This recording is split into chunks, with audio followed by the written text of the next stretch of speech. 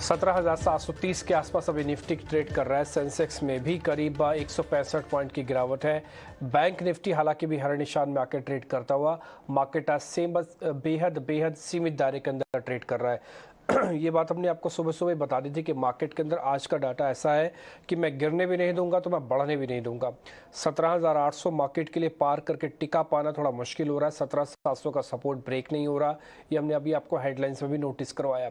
41,500 के ऊपर जैसे जैसे बैंक निफ्टी आ रहा है लेकिन वो टिक नहीं पा रहा। आप देख पा रहे हैं मल्टीपल हाइज बने हुए हैं।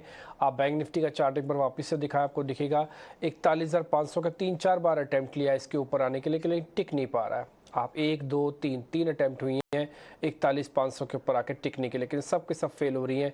वापस नीचे जा रहा है मार्केट। देखते हैं क्या होता है। हालांकि डाटा उतना ख़राब भी नहीं है, हो सकता है सेकंड हाफ में थोड़ी बहुत और कवरिंग आपको मार्केट के अंदर आके दिख जाए, लेकिन वो ज़रूरी है। उसके लिए अडानी ग्रुप के शेयर्स का चलना ज़रूरी था, काफ़ी हद तक चल रहे हैं। बैंक निफ्टी से स्पार्क आना थोड़ा ज़्यादा उम्मीद है। आज अगर बैंक निफ्टी चल गया तो निफ्टी को भी ड्रैग करके ले आएगा ऊपर। आप अडानी ग्रुप के शेयर्स को भी जरा जल्दी से दिखाइए, फिर प्रशांत सावंत से अब चर्चा को शुरू करेंगे। रिपोर्ट कार्ड, 5 बड़ी बातें, सब कुछ आपके सामने हम लेके आएंगे। ज़्यादातर अडानी ग्रुप के शेयर्स आज आपको अच्छी पोजीशंस में दिख रहे हैं, खासकर अदानी एंटरप्राइजेज। एक बार तो इसमें 20% का सर्किट भी लगा था, अब करीब 13 से 14% ये शेयर ऊपर है। आगे बढ़ते हैं, बड़ी बातें आज की पहले आपके सामने रखते हैं, फिर रिपोर्ट कार्ड होगा। पहली बड़ी बात, सीमित दायरे के अंदर मार्केट है। 17,750 के आसपास कामकाज कर रहा है। 50 पॉइंट ऊपर, 50 पॉइंट नीचे, कन्विक्शन स्ट्रॉन्ग और वीक होने का काम होगा। लेवल्स की ज़्यादा इंपॉर्टेंस नहीं है। लेवल्स तो आपको 17,800 के ऊपर ही क्लोज होना चाहिए। 2-3 दिन और टिकना चाहिए, फिर मूवमेंट आएगा, नहीं तो फिर मुश्किल होती जाएगी। आते हैं बैंक निफ्टी में 41,400 के आसपास है। ये 200 पॉइंट का दायरा है बैंक निफ्टी के अंदर, जिसके अंदर ट्रेड कर रहा है। जैसे मैंने आपको शुरुआत में बताया, 41,500 के ऊपर 3 बार अटेम्प्ट लिया, लेकिन इंट्राडे में 3 बार फेलियर हुआ है। अच्छी बात है कि 41,300 जो कल का क्लोज है उसको भी टेस्ट नहीं कर रहा है। एफएमसीजी, ऑटो, मेटल शेयरों से कुछ हद तक कमजोरी आपको देखने को मिल रही है। ये एफएमसीजी का इंडेक्स है जो कि आज करीब 1.25% नीचे आके कामकाज करता हुआ दिख रहा है। अभी हम आपके सामने चौथी बात और साथ ही इंडिया विक्स की बात भी लेके आएंगे। रियल एस्टेट, एनर्जी और सरकारी बैंकों में खरीदारी है। खुद देश के वित्त मंत्री ने कहा कि सरकारी बैंक इससे मजबूत है, डरने घबराने की बात है नहीं।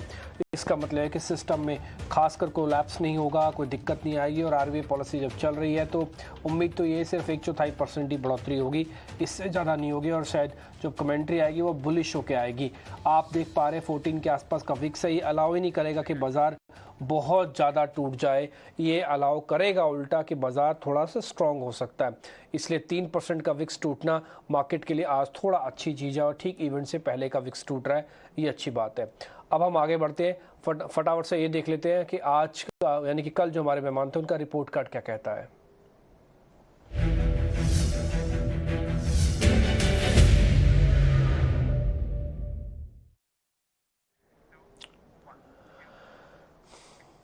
रिपोर्ट कार्ड के अंदर जो कल के हमारे मेहमान थे उनका एक व्यू पॉइंट हम आपके सामने लेके आते हैं। कल सौरभ सिसोदिया थे, उन्होंने कहा था कि टाटा केमिकल्स की कॉल आप प्लस करेंगे, 30% का रिटर्न आया।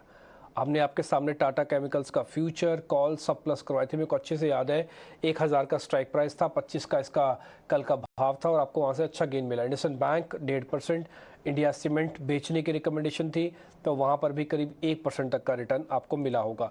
तो कुल मिला के ज़्यादातर चीज़ें आपके हक में जा रही है। जो हम रिपोर्ट कार्ड लेके आते हैं वो यही चीज़ बता रहा होता है। जो मेहमान आपको ट्रेड दे रहा है वो काफ़ी हद तक सुधरे हुए सुलझे हुए ट्रेड है आपके स्क्रीन पर, वो सभी लेके आएंगे। खैर, प्रशांत सावंत से जुड़ने का समय हो गया, उनसे करेंगे बातचीत और समझेंगे निफ्टी बैंक निफ्टी पे क्या करना है, लेकिन उस जुड़ने का वक्त हो गया। पहले उनसे इंडेक्स का व्यू लेंगे, फिर बाद में स्टॉक्स का। प्रशांत जी, बहुत शुक्रिया समय देने के लिए। आप जरा इंडेक्स पे अपना व्यू पॉइंट बताइए, निफ्टी बैंक निफ्टी पे इस समय क्या करें? हम क्या 18,000 की तरफ बढ़ रहे हैं? जी डीपी जी, गुड आफ्टरनून और सभी दर्शकों को नमस्कार। तो पहले बैंक निफ्टी पे कहूंगा, फिर निफ्टी पे कहूंगा। दोनों ही लेवल्स फ्यूचर्स में होंगे फरवरी के फ्यूचर्स में। तो अब हम मान के चलते हम 17,800 पे, 17,795, तो 17,800 पे मुझे लग रहा है कि यहां से लेके 17,890, यानी ये जो 90 पॉइंट है, ये बहुत पेनफुल और बहुत इंपॉर्टेंट जर्नी होगी।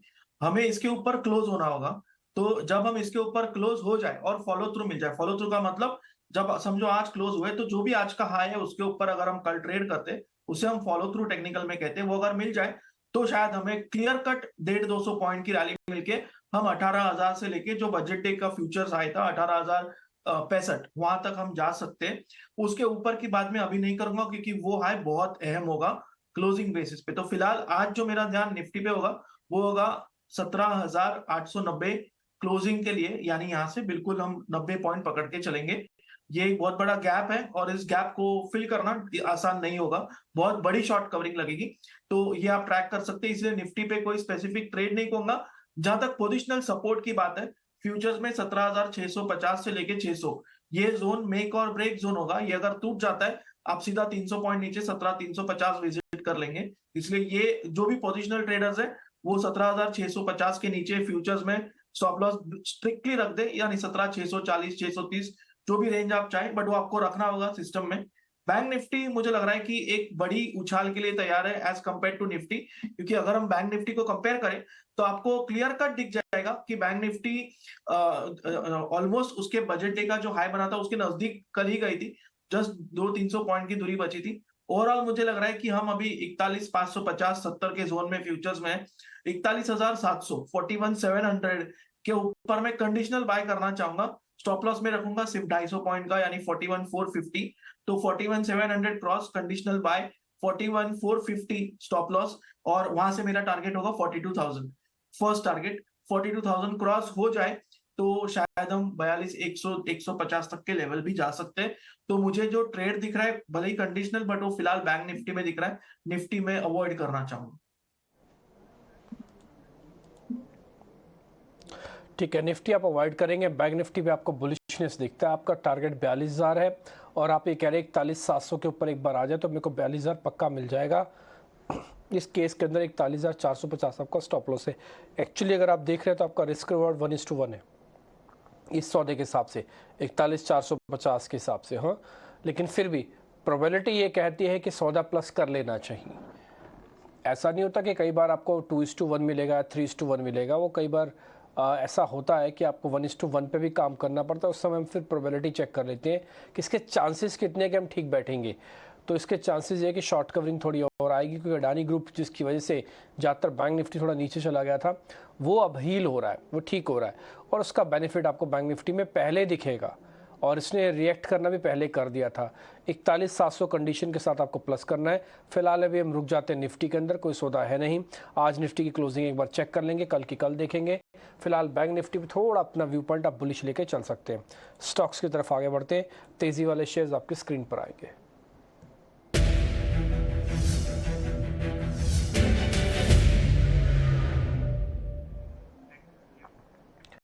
बलरामपुर चीनी, बैंक ऑफ बड़ौदा, दो ऐसे शेयर हैं जो हमने आज निकाले हैं।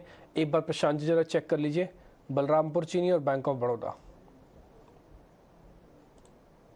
जी डिम्पी जी, ओवरऑल मुझे लग रहा है अगर पोजिशनली कोई बात करे तो शुगर स्टॉक्स डेफिनेटली आपके पोर्टफोलियो में होने चाहिए, जो भी आप चाहे, या फ्रंट लाइनर जैसे कि बलरामपुर चीनी हो, या फिर स्मॉल कैप जैसे कि रेणुका शुगर्स हो, small to mid cap. But अगर मैं इस लेवल पे बलरामपुर चीनी की बात करूं तो मुझे लग रहा है ये एक डिसेंट बाय लेवल पे है। अभी हम 363 चल रहे हैं, आपका स्टॉप लॉस होगा 355, और यहाँ से आप टारगेट, ये एक पुल बैक टारगेट होगा, इनिशियली इसको पुल बैक ट्रेड कहेंगे। तो आपका जो पुल बैक टारगेट बन के आ रहा है वो आ रहा है 385, टारगेट 1385, और 395 का टारगेट 2। तो आप 355 के स्टॉप लॉस से इसको ले सकते हैं। मुझे लग रहा है कि काफी कम रिस्क है और सामने रिवॉर्ड जो है वो इसके मुकाबले काफी अच्छा है। और जब मैं बैंक ऑफ बड़ौदा देखता हूँ तो मैं पीएसयू बैंक्स पे बहुत स्ट्रांगली बुलिश हूँ इस साल के लिए। ओवरऑल छोटे मझोले बैंक्स हो या फ्रंट लाइनर जैसे कि कैनरा बैंक और बैंक ऑफ बड़ौदा, अभी हम ऑलमोस्ट 169 170 के जोन में।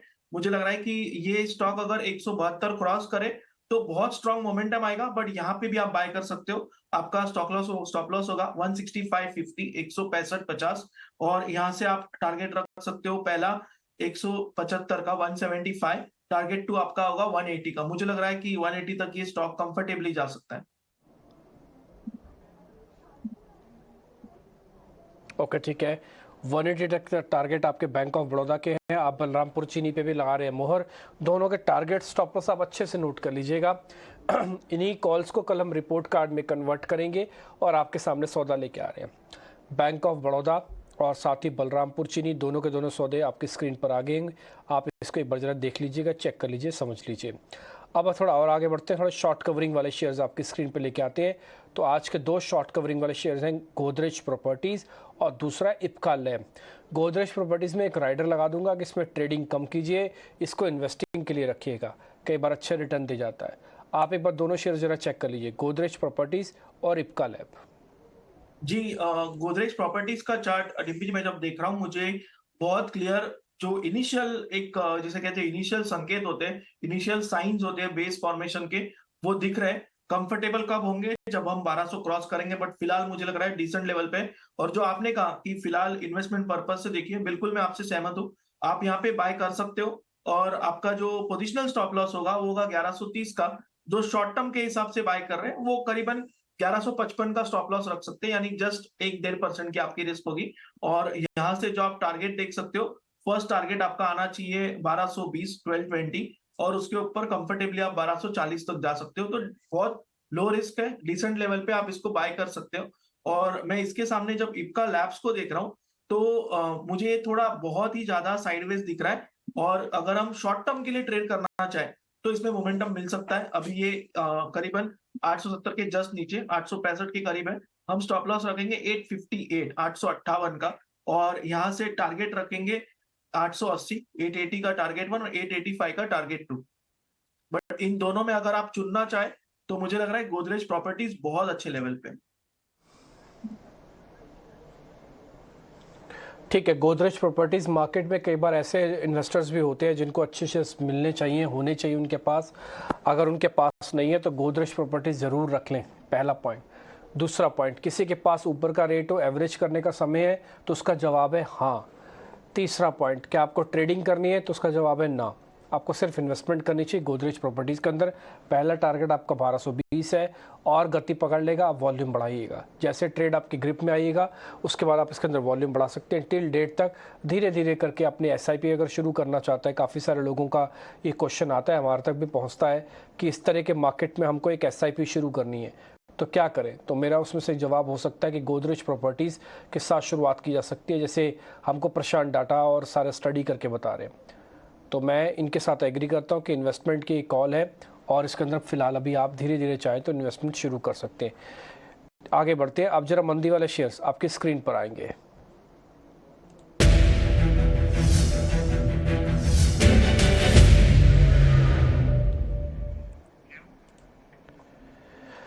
सर दो शेयर जरा चेक कर लीजिएगा। फर्स्ट है मुथूट फाइनेंस, सेकंड है NMDC। इन दोनों के अंदर शॉर्ट्स खुले हैं, क्या करना चाहिए?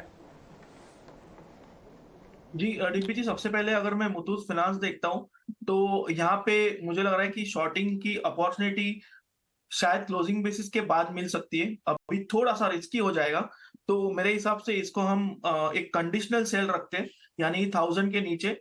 तो सेल बिलो 1000 और स्टॉप लॉस आप रखेंगे 1011 का, 1011। बट 1000 ब्रेक होने पे ही आप सेल करो।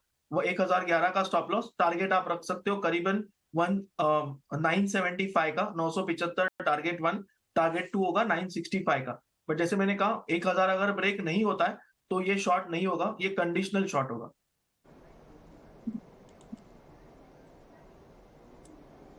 ओके ठीक है सर। इसके अलावा दूसरा शेयर अपना NMDC, इस पे कुछ बात रखेंगे?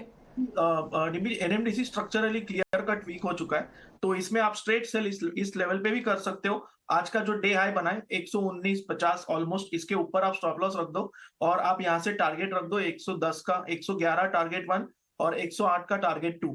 मुझे लग रहा है कि ओवरऑल स्ट्रक्चर वीक होके ब्रेक हो चुका है। सिर्फ अगर वॉल्यूम्स भी दिखते सेलिंग में तो और स्ट्रॉन्ग कन्विक्शन होता, बट फिलहाल आप डे हाई के स्टॉप लॉस से सेल कर दो for a target of 111। Okay ठीक है। खैर इस बीच आपको मैं मार्केट के बारे में एक और बात बता दूं, उसके बाद आपको मैं अनवाइंडिंग के शेयर्स भी दिखाऊंगा। बाजार इस समय डेज लो को टेस्ट कर रहा है, 17,700 के आसपास आ चुके हैं। स्पॉट के हिसाब से 60 पॉइंट का नुकसान निफ्टी पे आ चुका है।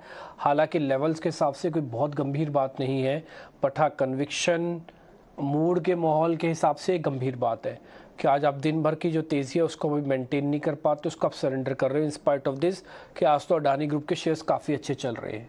तो बाज़ार को थोड़ा और हील, थोड़ा और ठीक होने की ज़रूरत है। ये जिनको ऐसा लगता है ना कि बाज़ार के अंदर दिक्कत नहीं है, एकदम से आ जाओ, टूट के पड़ जाओ और ख़रीद लो इसको, ये मार्केट उनके लिए आज का लेसन है कि ऐसा नहीं है कि सब चीज़ें एक ही दिन में ख़राब होती हैं और सभी चीज़ें एक ही दिन में ठीक हो जाती हैं। थोड़ा समय लगता है ख़राब होने में और समय लगेगा ठीक होने में भी। तो फिलहाल थोड़ी कशमकश, थोड़ी जद्दोजहद चलेगी मार्केट के अंदर, लेकिन मेरे को ऐसा लगता है अगर आज मार्केट की क्लोजिंग कहीं 17,800 के आसपास क्लियर हो जाए, मिल जाए, तो फिर आप कल का दिन एक्चुअली में शॉर्ट कवरिंग देखेंगे। वो ठीक एक्सपायरी से 1 डे बिफोर पहले ही बन जाता है, on the day of expiry थोड़ा आजकल कम बनता है। आगे बढ़ते हैं, अब आ जाते हैं जरा प्रशांत जी की अपनी ट्रेडिंग कॉल्स पे, फिर अनवाइंडिंग के शेयर्स का समय बचेगा तो वो भी लेंगे। प्रशांत जी पहले आपकी ट्रेडिंग कॉल्स। जी निम्बी जी, बिल्कुल। उसके पहले जैसे एक छोटी सी बात शेयर करना चाहूंगा। आरबीआई पॉलिसी के पहले दिन normally bank Nifty range bound रहती है, तो मुझे नहीं लग रहा है, जैसे आपने बिल्कुल कहा, जो शॉर्ट कवरिंग है वो कल आ सकती है।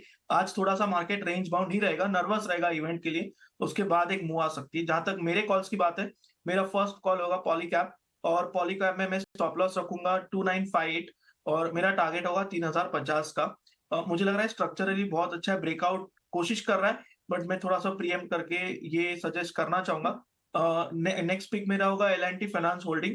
ये स्टॉक ओवरऑल मुझे इस साल के लिए लग रहा है पोर्टफोलियो में मस्ट हैव है, और जो portfolio investor perspective stop loss आपका 82 क्लोजिंग बेसिस होगा। जहां तक आज की शो की बात है, ट्रेडिंग की बात है, हम स्टॉप लॉस रखेंगे 8750 का, और टारगेट होगा 95 का। और मुझे एक सौदा ऑप्शंस में अच्छा लग रहा है, मैं थोड़ा सा इसको अर्ली एंटर करना चाहूंगा। मिड कैप आईटी मुझे लग रहा है एक डिसेंट रैली के बाद डिप ली है, फिलहाल मैं इसको डिप मान के कोफोर्ज सिलेक्ट कर रहा हूं, और इसकी जो 4400 की कॉल ऑप्शन है, इसको मैं 48 के स्टॉप लॉस से खरीदना चाहूंगा, और टारगेट मेरा होगा 145 से लेके 165।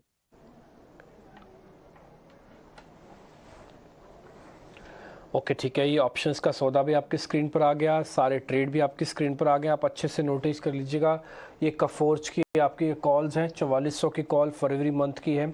इस बार 23 तारीख को एक्सपायर हो गई, अभी तो 7 तारीख है, समय आपके पास है। 145 160 आपका टारगेट। दूसरा L&T फाइनेंस होल्डिंग है, 95 का टारगेट, 87.50 का एक स्टॉप लॉस है। और जो आपको अलग अलग सौदे और मिले हैं, जैसे हमने जिससे पहले डिस्कस किए हैं, वो भी आप अच्छे से नोट कर लीजिएगा। पॉलीकैप भी सर के रिकमेंडेशन में 3050 के टारगेट के साथ, और 2958। निफ्टी पे कोई ट्रेड नहीं है, बैंक निफ्टी पे बुलिश व्यू है, बट 41,700 के ऊपर और 42,000 तक का टारगेट है। हमने जो स्टॉक डिस्कस किया है उसका सारा टारगेट स्टॉप लॉस आपकी स्क्रीन पर आता जाएगा, आप नोट कर लीजिएगा। अब आते हैं जरा अनवाइंडिंग के शेयर्स पे, जो मेरे को था कि समय मिलेगा तो हम लेंगे। डिक्सन टेक्नोलॉजी और टाटा पावर, इन दोनों पे अनवाइंड्स हो रहे हैं, पोजीशंस खुलने का नाम ही नहीं ले रही, और ऊपर तो आ ही नहीं रहा। ज़्यादा चौंकाने वाला है वो है टाटा पावर। डिक्सन का तो पता ही था। टाटा पावर इस रेंज में ऐसा फंसा है कि सर ना चल रहा है ना टूट रहा है। एक बार आपके रिकमेंडेशन।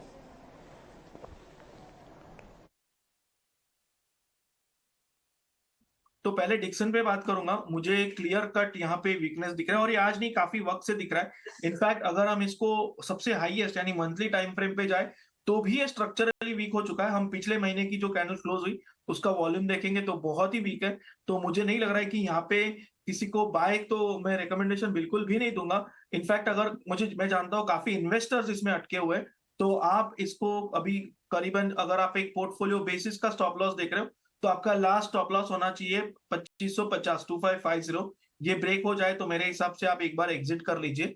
और टाटा पावर की जहां तक बात है, ये हमेशा 200 से लेके 220 के रेंज में स्टक होता है, बट इस बार जैसे आपने कहा थोड़ा सा शॉकिंग है मूव, क्योंकि मुझे लग रहा था एक बेस बन चुकी है, बट ओवरऑल वीक हो चुका है। तो मुझे लग रहा है कि अगर मार्केट वीक है, तो ये स्टॉक 205 अगर ब्रेक कर दे, 205, अब ये 206 के जस्ट ऊपर है, तो इसमें आप एक स्ट्रेट सेल कर दो बिलो 205, स्टॉप लॉस रखो 208 का, और टारगेट आप रख सकते हो 198 का।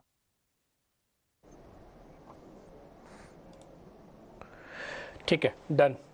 तो फिलहाल ये अलग अलग सौदे आपकी स्क्रीन पर आ चुके हैं, और हम 17,700 के आसपास का टेस्ट कर रहे हैं। लेकिन हैरानी की बात आपको मैं आज बताता हूँ, आज मार्केट तो वीक हो रहा है, लेकिन अडानी के शेयर्स के अंदर कोई खास दिक्कत नहीं है। आपको मैं दिखा सकता हूँ, अंबुजा सीमेंट इस समय 2% ऊपर, हालांकि वो पहले 5% हो गया था, वो एक अलग बात है। लेकिन ज़्यादातर शेयर, जिसमें सिर्फ एक टोटल गैस ही ऐसा है जो भी 5% पे लॉक हुआ पड़ा है, अदरवाइज सभी शेयर्स में बढ़ा था। और अडानी एंटरप्राइज तो अभी भी 16% ऊपर आके ट्रेड कर रहा है। तो आज बाजार अडानी को, जिसमें कह भी रहा था शुरू से ही, थोड़ा डीकपल कर चुका है।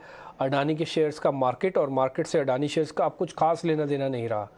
आज ये शेयर्स डेज हाई पे खड़े हैं, लेकिन अब बाजार डेज लो पे खड़ा है, इसलिए मार्केट को अलग तरीके से, अलग रिदम से आपको नोटिस करना होगा। हमने जो स्टॉक्स आपके सामने रखे हैं कि छठे छठाए स्टॉक्स थे, और उम्मीद करते हैं इन स्टॉक्स के बल पर अगर आप कोई ट्रेड लेंगे तो शायद आपको अच्छा बेनिफिट मिल सकता है। ज़्यादा सौदे मत कीजिए, सौदों को कम रखिए, लेकिन रिस्क मैनेजमेंट अच्छे से कीजिएगा। प्रशांत जी, बहुत बहुत शुक्रिया, थैंक यू वेरी मच आज समय देने के लिए, बताने के लिए अलग अलग ट्रेड इस समय क्या किया जाए। तो फिलहाल इस समय जिस कार्यक्रम को समेट रहे हैं, 17,700 पे आके निफ्टी